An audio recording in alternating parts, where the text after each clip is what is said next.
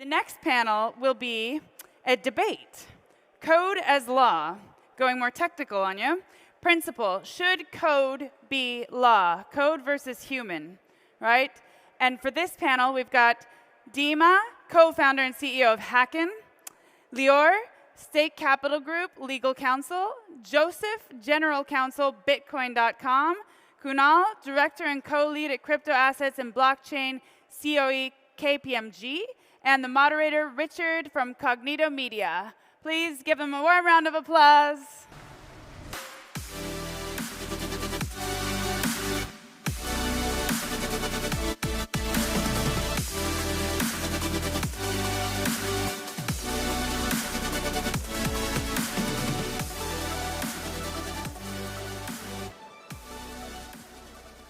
Good afternoon, everybody.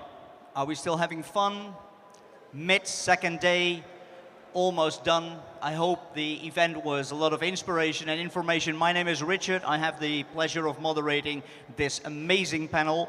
We have 4 absolutely stunning thought leaders here to give you insights, inspiration, and information you're looking for. I think it's the panel of the show. We have Dyma, we have Lior, we have Kunal, we have Joseph. They will introduce themselves shortly, briefly, and then we'll dive into the theme, is code law or law is code or something in between. Dyma, please, a short introduction of yourself. Yeah, I am CEO and founder of a cybersecurity company, Hacken, from 2017. I also have a football club, 7 on 7. It's in Portugal. It's doing pretty well. I love crypto. I love security, and yeah. And where do you live? In Portugal. But I'm Ukrainian. Smart choice, Portugal. Lior. Hey folks, I'm Lior from Israel. I'm the legal counsel of a State Capital Group, which includes Stake DAO, Blackpool, and Rect News. I'm long time in the space, since 2010, so been through all the hiccups of the industry and looking forward for the evolution, rest of the evolution. I'm also a researcher in the Hebrew University, writing articles on the crypto space, taxation, DAOs, theory, and whatsoever. Thank you. Thank you, Lior. Kunal. Hi everyone, my name is Kunal Bhasin. I'm a director with KPMG, and I lead the crypto practice, the crypto and blockchain practice for KPMG in Canada. I'm based in Toronto, Ontario, so a long way from home. But I've been in the space since late 2014, early 2015. I'm also part of the Canadian Blockchain Consortium. I sit on the board there, doing some lobby efforts with the regulators and the government. Amazing, thank you. And last but not least, Joseph from Paris, right?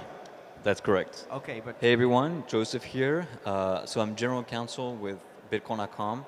Pretty much I'm the lawyer of the company. It's a very boring keep your job. microphone close to your mic. It's a very boring job. I work at Bitcoin.com, general counsel. No, I'm kidding, it's amazing. So Bitcoin.com is a website. We have the domain, www.bitcoin.com, and we also have an app where you can buy, sell, and store all your crypto, and it's fully... Hey, not too commercial, eh? No, it's not. So it's fully self-custodial, meaning that, keep your keys. We don't have control over your money.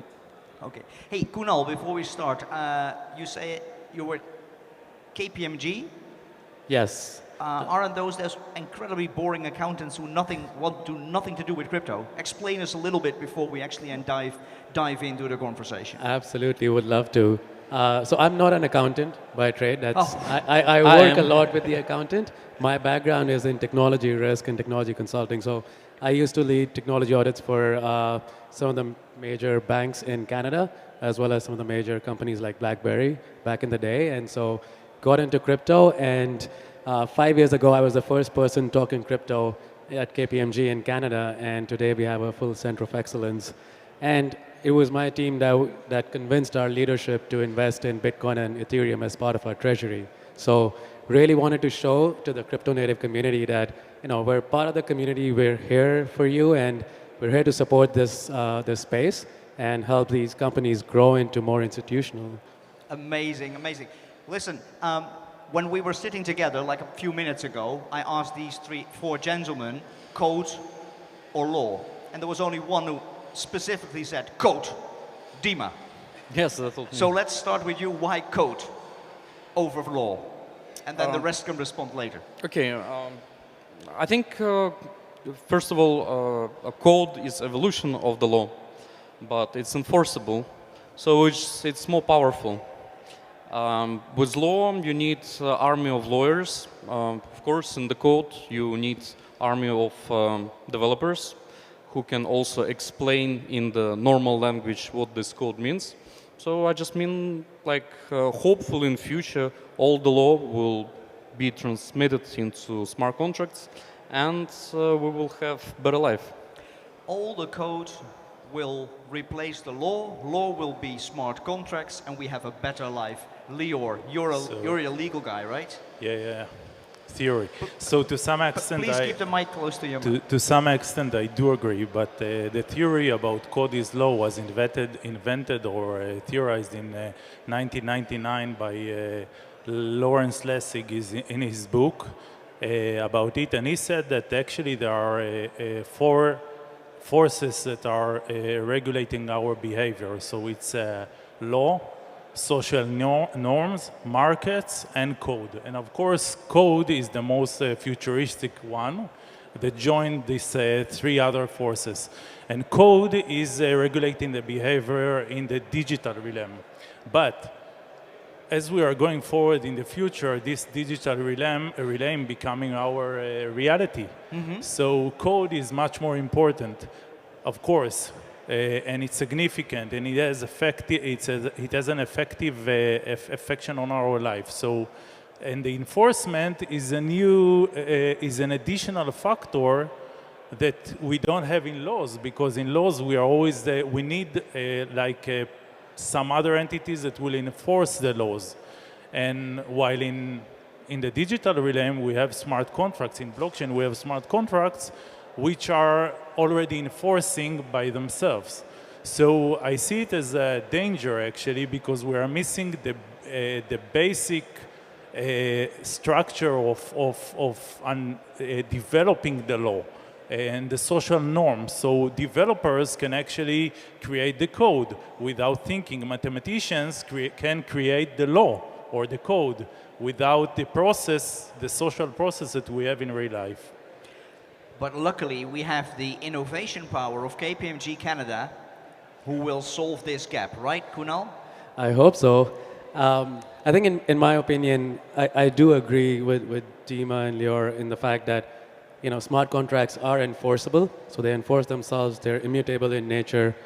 But I think there needs to be mechanisms in place that allow for some sort of oversight as well as accountability, and some sort of mechanism for dispute resolution as well. You see, he says he's not an accountant, but he uses the words accountability and oversight as the first one in this panel. Explain a little bit, Kunal. What do you mean? Who's overseeing what and accountable to whom?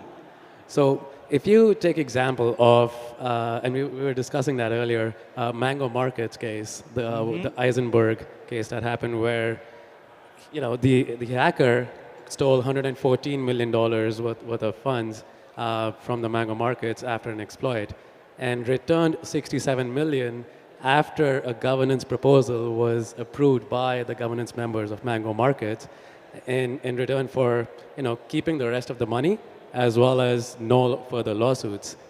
The proposal went through, right? The hacker, Eisenberg, returned $67 million, but Mango Labs still came back to sue him. And so how do you enforce that, the proposal that has been approved, now that needs to be enforced in some way, shape, or form, whereas in this case, you cannot use smart contracts to enforce that remaining proposal that was not, the proposal that was approved but was not enforced properly, or they continue to enforce more and more. Let's ask Joseph, how would you enforce that? I mean, so I think what you just talked about is a really good example, and you have to remember that crypto in its nature is irreversible. So like all the transactions that go through smart contracts, it's fully automated. There's no framework to protect the basic user, the user that comes in. It's the first time he wants to use crypto, and he messes up. He sends to the wrong address, or he gets hacked. Like no one is going to protect him. So like in theory, of course, like code is good. You know, we want everything to be decentralized. We want everything to go smooth, no third parties, no intermediaries. That's a good, but it's a bit irrealistic, especially for the masses. The masses, they don't know crypto. They want to use something that's easy to use, not something that's going to, you know, potentially lose all their money if they mess up once. Yep. Can I add? Lior, please. Yeah, I but mean, you want to respond? Yeah, it's that's the idea of code. You know, people should know what they are entering to. That's the idea of code is law.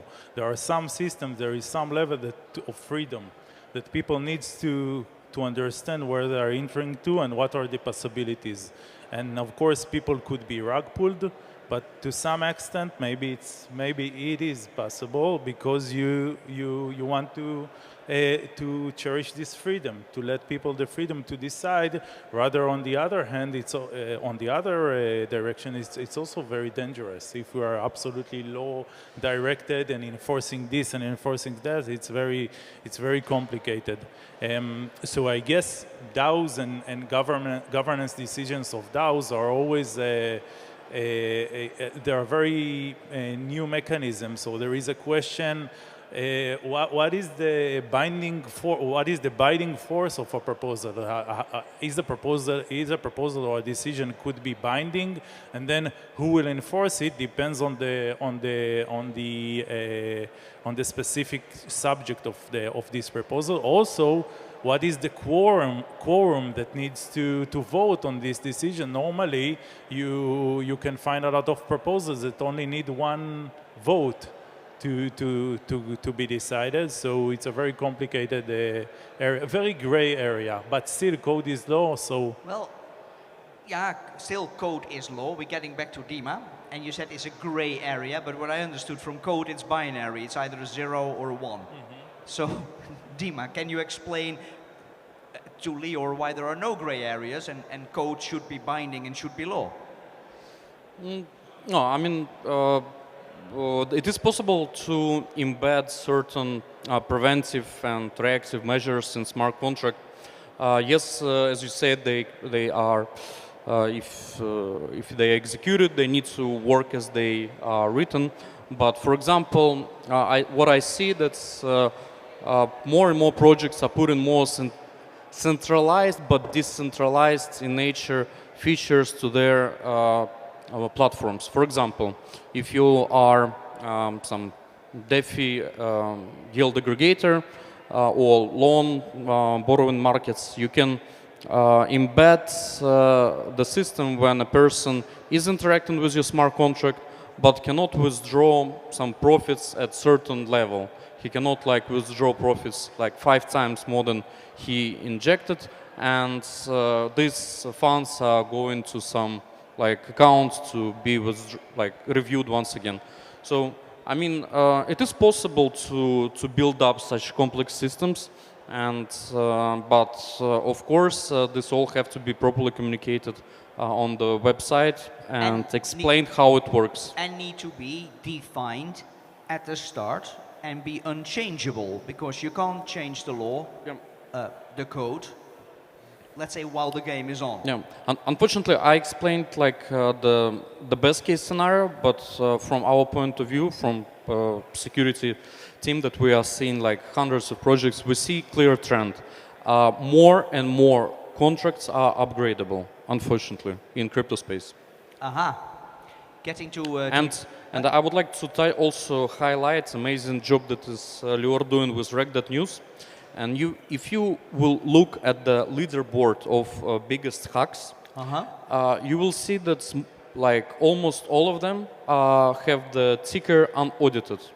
And why unaudited? In most of the cases, because after of course they passed some security checks, but after the security checks, some contracts were upgraded, some more contracts were added to interact with it, and the whole system, like, can say with the scope that was hacked, can be treated as unaudited. So, like, we should be fair to ourselves. In our industry, there are a lot of elements of centralizations. Well, interesting. Joseph, can you respond to this? Let's say the changes that are made after the fact in combination with the hacks as Dyma just explained? So it depends of the smart contract, but like some protocols can be updated. You know, if there's enough people that vote for the update, and it's going to change, and if it's not audited, then it's, you know, like people engage with the smart contract kind of at their own risks because you don't really know what's under the hood, and you know, people need somehow to have some protections. People need to be able to use products and services knowing that if something goes wrong that's completely independent from their own volition, that somehow they're going to be covered. And you know, if you look at property rights, if you look at, I mean, America was built on property rights and law and order and the idea that, you know, you will be protected, your rights are protected. So, you know, I'm a lawyer, but I'm really against regulation. I think, you know, crypto should be completely unregulated, especially self-custodial products and services. But somehow, you know, you can 100% use existing laws to protect. So the laws that we have for maybe 400 or 500 years that have their heritage in a traditional environment are sufficient to manage. Yeah, so 100%. The crypto space. So if you look, for example, like a contract there needs to be an offer and acceptance. That's basically a smart contract, and like that's very easy. So you can use this framework, this legal framework. You need like someone that's able to consent. So usually someone who's over 18, right? Who's not mentally handicapped or, you know, in some type of position that you could abuse, and that person just has to accept an offer, and that's pretty much like a smart contract. So using those frameworks is enough to regulate, you know, or to create code as law. Okay, Lior. Sorry, just one thing. So first, you know. So I'm not a lawyer, but like for me, I don't know how to read code, right? And if I'm accepting to all the conditions that have been embedded in the code, and I am not an expert in smart contract audits, one, because there are no smart contract audit standards established to date, or Dyma actually corrected me on that, they've not been enforced yet, right? Dyma? Yeah? No, there are standards, but they're not that popular, unfortunately, yet. Yeah, but I see your point, Kunal. You have to be and a programmer and a lawyer to understand it. Like if I'm a programmer, I'm a developer, yes, I mean, I could treat code as law because I know exactly what I'm agreeing to. I know exactly what the offer is. I know exactly what will happen. Maybe there is a place for a third-party oversight sort of entity. Or conscience, you know. Conscience. With greedy people everywhere. When you develop a code, so you have a lot of responsibility as a developer or as a project manager. You need to understand the responsibility that you have to the society. While you look on laws are also kind of a code. We have the civil code, the criminal code, whatever in every country. Yeah, but you also have like a third-party enforcer of that. Yeah, exactly. Government. But then we are in the future, and in the future, when we have also the ability to enforce something with a code, and code is actually the law nowadays in the digital medium. So there should be some evolution of the law. There should be some different way of thinking how you can create sufficient code that will not hurt the people, that will contribute value to the society. Okay, but I'm going back to you as well, but I'll first ask Joseph. I understand the dilemma. Lior just gave more detail. Is the average lawyer educated enough in this space to help his clients? You know the answer to that. Sorry? You already know the answer. Absolutely not. Like most lawyers, you know, don't. So we have a self-custodial product at my company, and we get lawyers and even like judges sending us subpoenas and email thinking we're Bitcoin, thinking that we own the Bitcoin network. So like most people, even highly educated lawyers, judges, law enforcement officers, they don't know anything about Bitcoin. So like this is a great subject, but like I think in theory, like code becoming law is good. But in practice, I think we're really, really far from it. Far from it. So, Dyma, we started with that, let's say, is it code or is it law? You said it's code. Joseph thinks we're far away. But you used in almost your opening statement an important word. We need to communicate. So the people that build the code, the people that basically initiate the projects, and it's what Lior used, responsibility, they have a responsibility to explain the code to everybody else. Mm-hmm. And yeah, conscious is a very good word. I have very good, I think, good example. We, when the war started, we had one tool that we were using to stress test, for DDoS resistance, different blockchains, different websites, and it's basically creating a botnet. When the more people join, the harder you hit. And when the war started, we started to invite people to join our botnet to attack Russian infrastructure and so on. And actually, tens of thousands of people joined. And then there was a big dilemma. A lot of people were saying, "Okay, how can we trust your code because it's closed? We cannot see it. Maybe we are installing some malicious virus and you're gonna crack everything from us." And our answer was, sorry guys, but you need to trust us, because if we open source this code, then everybody can basically have this weapon, start to create an army of botnets and create the chaos in the internet. So we kept the code closed. And similarly, there is a second option, is when Tornado Cash guys, they were creating a mixer that is basically also a weapon for criminals that is allowing people to launder money. And they had a chance to embed certain blacklists of dirty crypto into the smart contract so that it's harder for criminals to use it, but they didn't. So it's very important, when you can build some complicated, amazing system, which for sure Tornado Cash is, you need to think about consequences of your products. Okay, so we're getting back to conscious, Lior. And you, with, let's say, the portfolio of companies that you represent, how do you embed conscious, do you embed, let's say, good conduct of business into the companies that you're vested in? So that's a very good question. My experience is the field is, most of the innovation is built by great mathematicians, genius people, developers, amazing. But there is still a gap between their understanding of the society, law, theories, maybe also the age of the people, maybe also the age differences. Most of them are young. Or maybe civil service and politicians are simply not smart enough. Not smart enough to do this. To understand. Yeah, also you need to have this openness. True. You need to have this openness towards challenging the structure. So you need to ask yourself why people build this, why people build this. I don't have this in Israel. I don't know why it's here.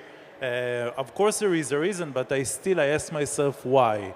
And normally people are stuck in their muddy waters, and they do not ask themselves why. Why am I here?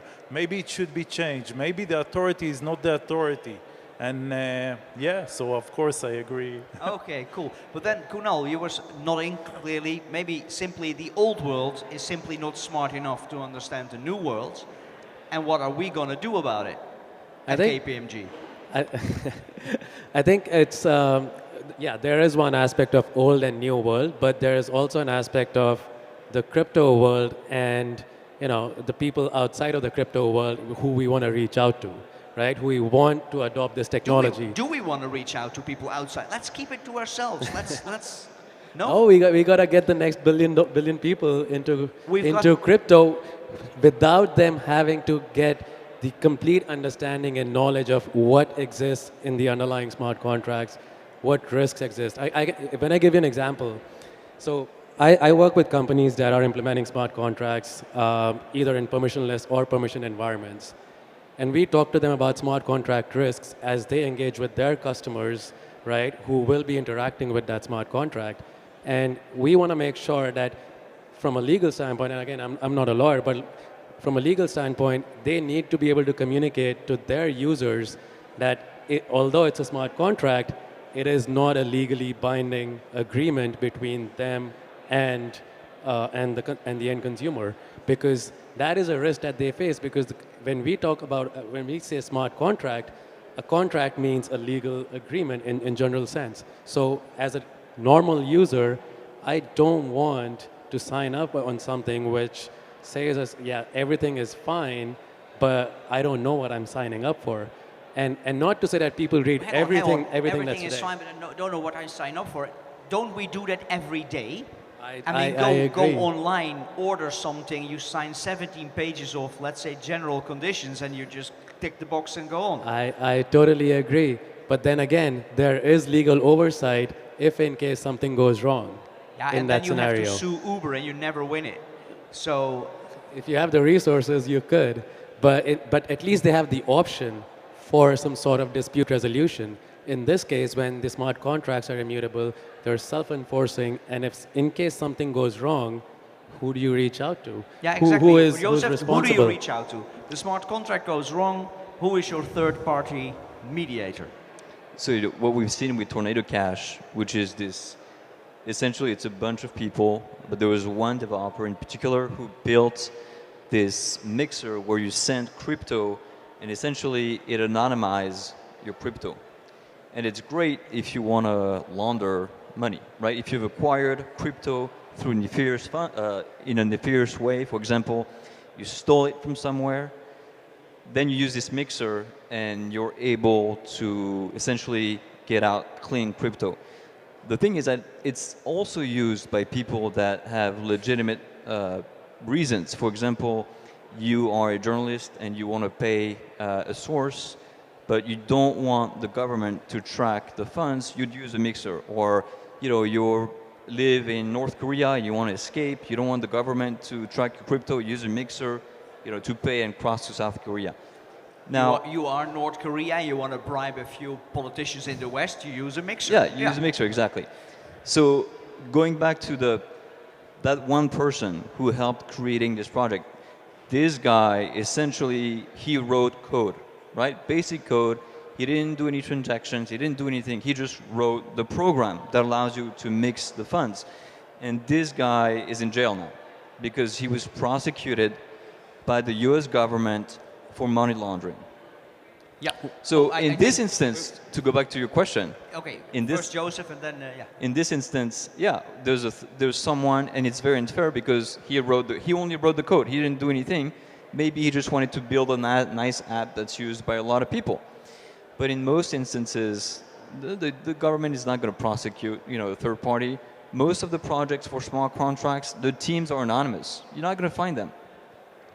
And I think there's another aspect, just to add on to this point, there's a governance framework, like there is governance around Tornado Cash as well.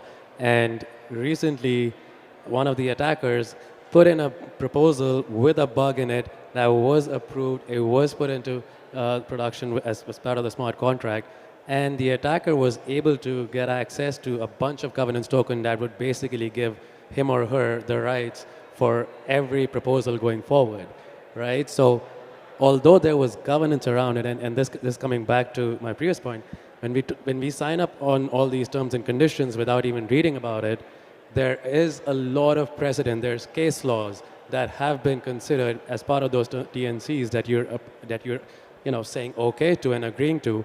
But in terms of smart contracts, we don't have enough precedent. We don't understand what sort of vulnerabilities are out there. There are standards, but clearly they're not very well known, they're not enforced, they're not overseen. So it will maybe take time. Dima, you Yes. want to say something Yes. vigorously? I Yes, saw yes. that. So first of all, we don't know for what was he arrested. It's not 100% sure that it's because of he wrote the code for Tornado Cash. It's under secret right now. Second, okay, there are some Chinese genius people that are doing something in laboratory. Yes, we are playing with some microbiotics, and they are doing nothing wrong. And suddenly we have a COVID. They are doing nothing wrong. They are doing their jobs, and suddenly millions of people died. You know, so I mean, like the wording, he didn't do anything wrong. He just was writing the code. It's a little bit, you know. I disagree with softening it in this way. I know those guys. I know Tornado Cash guys. I know they're brilliant technical guys, but for some reason they used their main product is a mixer. For some reason they didn't embed any restrictions for the black money, and everybody knows what are the black money. Everybody knows those dirty wallets, but they could insert at least like 5 rows of code in their smart contract, and the life of hackers would be maximum difficult, but they didn't. Aha. Lior, I think you Yeah, also want to that's respond true. to what the two gentlemen said. Yeah, that's true. Of course, to my opinion, you know, whatever he did, it's like enabling some consequences, and when those are happening, no question, even in real life, even in other sectors, and I totally agree with you, Dyma, about it. And but the evolution of the industry, so it's mainly also a question of, I recognize as consciousness. Like, do you know what you're doing? What you are aiming to? And a lot of people I recognize in the space don't really know the consequences of their doings because of education, maybe, because of understanding of the place we are active on, of the field we are active in. But the evolution in the industry is going towards developing smart contracts that are enabling dispute resolution mechanisms. Or if you're looking on DAO, you can build DAOs with some emergency abilities. So that will not be decentralized, will be centralized, but still they will support those emergency cases. So the future could be interesting in that. Yep. The future must be interesting because Kunal just claimed we need 1 billion more people using crypto, right, Kunal? Yep. Okay, then Joost, you want to say something, and then can Yeah, Kunal so think about the next question? How will we? I just want to say, like, Dyma, you made a really good argument that it should be law over code, right? I just want to point that, because initially you were saying code over law. Oh, well, okay, I agree. We've got now 4 people preferring the law over code. Okay, getting back to Kuna. I mean, Kunal, 1 billion more. The question is how? I mean, people shouldn't even realize that there's crypto or blockchain technology underneath, right? Like we need to have better user interfaces. We need to have better standardization in terms of how this technology works. And also, like coming back to the conscience, it's people that you know, the Tornado Cash developer might be building something out of the good conscience that, you know what, if people should be able to remain anonymous, they should be able to have their own privacy, but knowing that this could lead to something which is more nefarious or illicit, he still did it, right?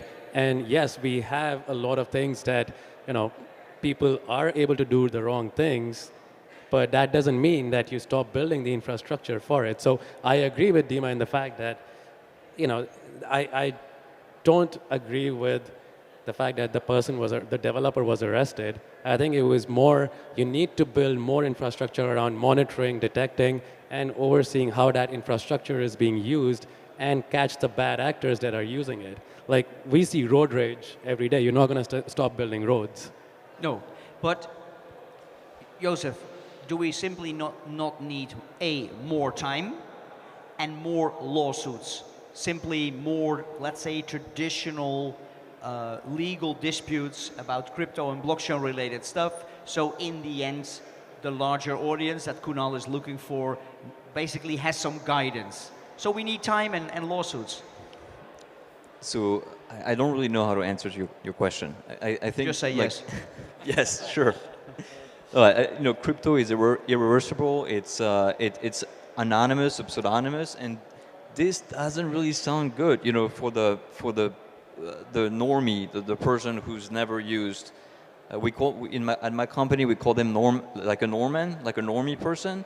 You know, the Norman comes, he downloads a crypto wallet, he's never used crypto, and then he hears about all those hacks, and he understands like, okay, I could really use my money so easily. Like this is bad, you know, PR, and somehow we have to reconciliate the fact that, you know, crypto is the Wild West in its pure peer-to-peer form, but at the same time it's also amazing because it's freedom. It's freedom money. Absolutely. Yeah, I have 2 points about standardization. So, in my opinion, our crypto industry, like in terms of the smart contract auditing, like the bad word auditing, is not very much different from the accounting and tax and legal of what is doing Big Four. We're just not. I would argue that I would disagree with that. I was working 8 years at Deloitte as well. We're on the same side from it.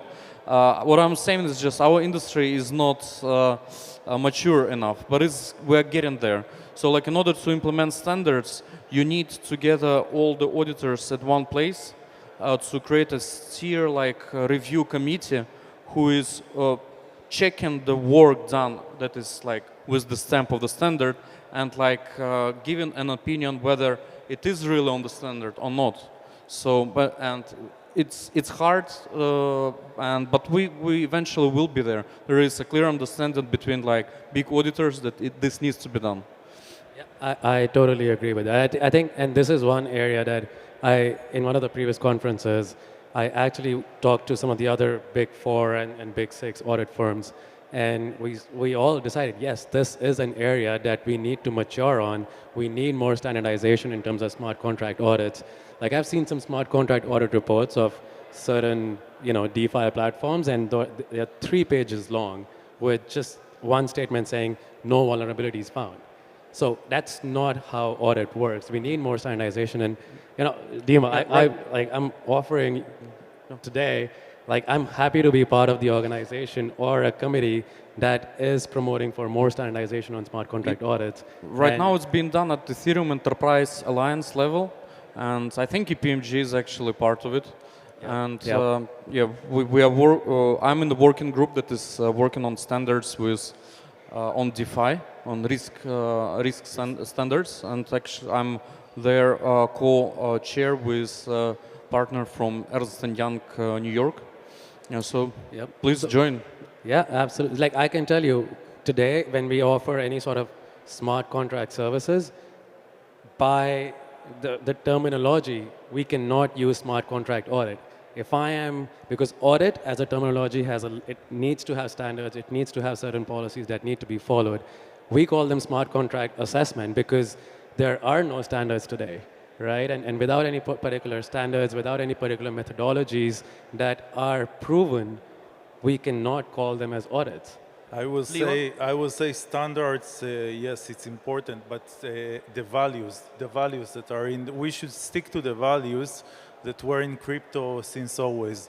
So crypto was started with values of changing the system, improving the system, reducing the power of banks, decentralization. And this should be the forces that are driving this phenomenon. And Vitalik recently said we should build tools, not empires. I tweeted it. You tweeted it. So tools, not empires. And I think we are still in the need to build tools, but tools that will enable a different world. Okay, we're almost close to sort of wrapping up. Kunal mentioned something about the standards. It's important, and we can't do it. We cannot settle with an assessment. We need an actual audit. What body would be able to basically declare this is the standard? Ethereum Alliance is one, but there needs to be a better job done in terms of enforcing those standards and even publicizing those standards. So, there are multiple professional bodies in the accounting world. There's ACCA. In this information security world, there's NIST standards. And so I agree with your point around, conscience is there and the values are there, but we still have ERC standards, right? That's just a way for the community to come together to agree on this is how we're going to be doing things the right way. And then there's a framework to assess that everyone else is following the values that were set out in that framework or standard. Amazing. Gentlemen, thank you. We're exactly on time, as I promised. Otherwise, there will be something enforced upon us. Joseph, Kunal, Lior, Dyma, thank you so much. Thank you for listening. I hope we inspired you. See you again. Thank you very much. Thank you, everyone. Thank you.